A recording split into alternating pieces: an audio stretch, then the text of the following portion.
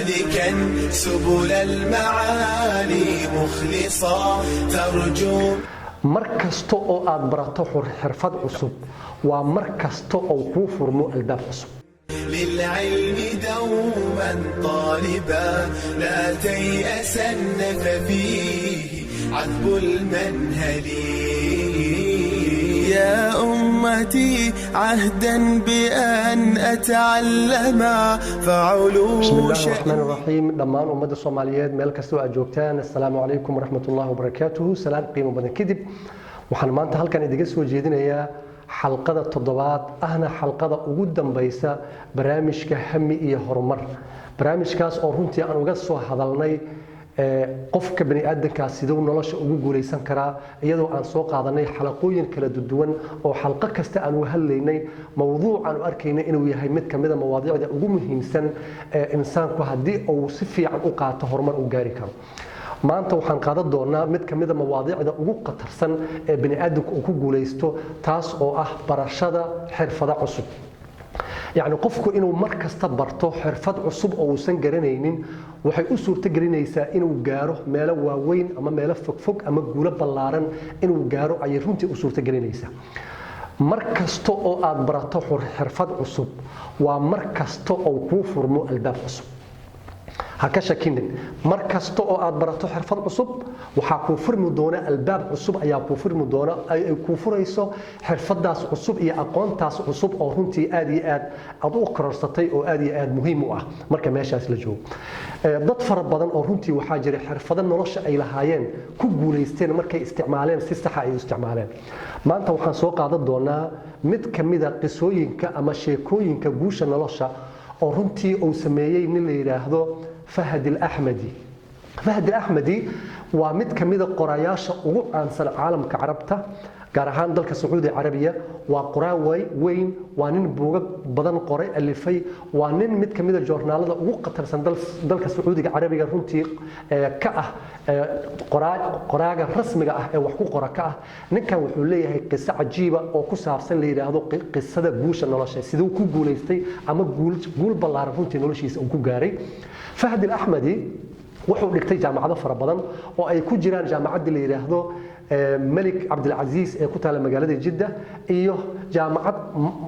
dalka yaani dibadda ah oo uu ku qaatay dalka Mareykanka gaar ahaan gobolka Minnesota meel fara badan jaamacadahaas ayuu soo galay wax ayuu ka soo bartay jaamacadahaas laakiin nasiib darro jaamacad ma uusan dhamayn oo mar kastaba jaamacadda wuxuu uga tagay meel dhaxa ayuu uga tagay markii uu aaday u safray dalka Mareykanka oo jaamacadda uu soo qaatay jaamacadda ma uusan dhamayn asoo jaamacadda dhamayn ayuu wuxuu go'aan ku gaaray inuu laabto oo u laabto dalkiisa hooyo ee Sacuudi Carabiya si uu uga shaqeeyo laakiin markii dalka uu ku soo laabtay oo Sacuudiga uu yimid runtii wuxuu la kulmay wajigabax fara badan wuxuu la kulmay eedayn uga imaanaysa dhanka qoyskiisa aabihiis hooyadiis saaxiibadiis dadkii yaqiin oo dhan oo ku oranaya ma dunida ayaa inta tagtay ayaa adigoo jaamacad soo dhamayn ka soo laabata markaas waxaa laga dul dhacay noloshaada oo dhan waa mugdi xagee aadi maxaa qabsanay maxaad qaban doontaa waxaad noqon doontaa darbiye jiif wax kasto runtii ayaa laga dhacay Fahd al-Ahmadi wuxuu ka sheekaynayaa qisada noocaas iyo waxa qabsada asiga marka wuxuu leeyahay guriga waa ka carari jiray sababta guriga waxa ugu haysta walwalkaas iyo wajigabaxaas iyo eedaas iyo waxa soo dhan marka wuxuu u carari jiray qaxwooyinka iyo cafeteria iyada iyo meelaha lagu sheekeeyo marka wuxuu leeyahay maalmaha kamida anigoo fadhiya qaxwo ayaa laba nin oo sheekaysanayso oo iyagu sheekada isku jiibinaya ayaa ag fadhiista labadii nin marka waxay leeyihiin ama ay ku sheekaysanayaan ay isku jiibinayaan niyow hadaad rabto nolosha inaad ku guuleysato waxa aad ku fiican tahay awoodda saar يعني رادي واحد كوفي عن صاحي كدبنا أود صار إيوه كوشة كيسنا يعرفون هاي مركز أيان warkii ayaan fikrad ka qaatay qalow ay ugu soo dhahday meeshiyaan ka tagay meel kale oo deganaan tagay waan fadhiistay markaan fadhiistay waxaan ku fikir u dhahay war ma jirtaa wax adiga aad ku fiican tahay oo ku wanaagsan tahay ma jiraan markaasaan maskaxda rugrogu dhahay waan rogay markii dambe waxa ugu soo dhacdo dhahay inaan aad ugu fiicanahay writing skills wax qorista يعني waxaan ahay qof wax hadii uu qoro wuxuu qoro dadku ay aad iyo aad ula dhacayaan markaasaan farxo u dhaasas dhaho dhahniyahow yaa ka gadanaya xirfadan yaa qorista u baahan wax la qoro markaas waxa ugu soo dhaco dhahay inay u baahan yihiin joornaalada dalka Sacuudiga adduunyada joornaalka lacaga fara badan ayaa lagu qaataa inaa wax ku qorto hadaa tahay qoraacana oo hadalkiisu uu aad u macyahay lacag aan caadi ahayn ayaa ku qaadanaysaa markaas wuxuu dhahay waxaan raadiyay qof iga gadanaysa ama sameynaysa waxa la xiriiray intaas oo joornaal mid kasta waxaan u diray qoraal waxaan leeyahay qoraayaan ahay waxbaan qori karaa waan idin shaqeynaya wuxuu dhahay hal sano iyo bar ayaan raadinayay cid ii soo jawaabtana waa waay qof kasta waxay leedahay dhahay jaamacad kama bixin miyaa naga tag nadhaaf wuxuu dhahay ma quusan waan raadiyay hal sano iyo bar markaan joogtay oo aan raadinayay ayaa waxa ila hadloo dhahay joornaalka Al-Madiina leeyahay وجريدة المريضة ذلك السعودية العربية كسب بحضها جورنال كاسا نينك مدحنا كأهي وحوله دهي أوكي واي هي أن إسقابلنا يعني عن إصلاح هذلنا وحنا ماله يقول بلا شيء markuu ugu ballashay waa sheekaysanay maxaa soo baratay maxaa tahay maxaa taqaanaa si wax u taqaanaa wixii uu sheegay markaa u sheegay iyo wax markaas hooga yar uu niyad jabay u dhahay kini uu fikiray kadib wuxuu dhaw bal waa ku tijaabinayna yani joornaalkana wax ku soo qorto wax soo qor laakiin ogaaw muddo 6 bilood wax ma qaadanayso yani 6 bilood wax lagu sii haayo malaha aan ku aragno aan ku tijaabino waxaan dhahay alxamdulillah waa diyaar ah hal la tijaabiyo waxaan bilaabay dhahay jariidadaas ayaan ku bilaabay inaan wax ku qoro ayaan ku bilaabay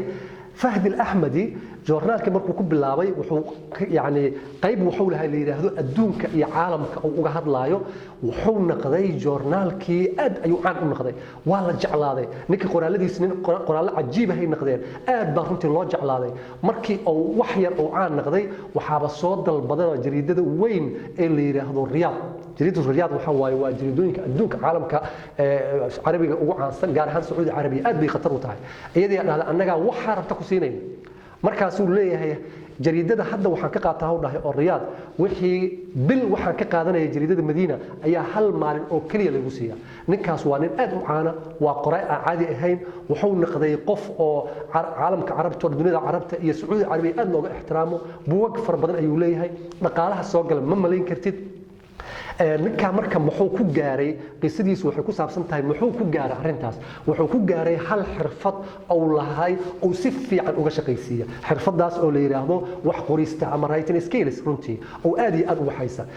waxaan rabaa marka wax yar inaan fiirino maxaa cashiro ah oo duruus ah ee ku jira oo ka baran karnaa ninka la yiraahdo Fahd al-Ahmad qisadiisa منزلي شمر وكن للعلم دوما طالبا لا تيأسن ففيه عذب المنهل